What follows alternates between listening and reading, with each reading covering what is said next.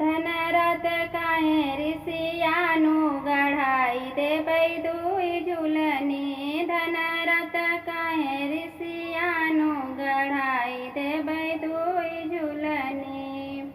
राजा माई तोहार बोलिया बोलै सहा न जाए कौ घड़ी। राजा माई तोहार बोलिया बोलै सहा न जाए कौ घड़ी। धन माई के स्वर्ग सिधारब मजा करब दुनो जने। धन माई के स्वर्ग सिधारब मजा करब दुनो जने।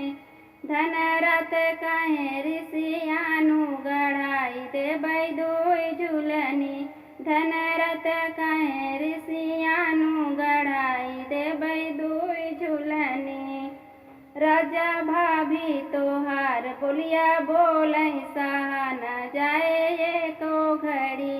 राजा भाभी तोहार बोलिया बोलै सहा न जाए एको घड़ी। धन भाभी के अलग कई देबै मजा करब दुनो जने। धन भाभी के अलग कई देबै मजा करब दुनो जने। धन रथ काहे ऋषियानु गढ़ाई देबै दुई झुलनी। धन रथ काहे ऋषियानु गढ़ाई देबै दुई झुलनी।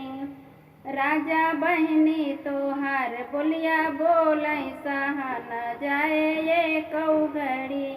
राजा बहिनी तोहार बोलिया बोलै सहा न जाए एको घड़ी। धन बहिनी के ससुराल कई आई मजा करब दुनो जने।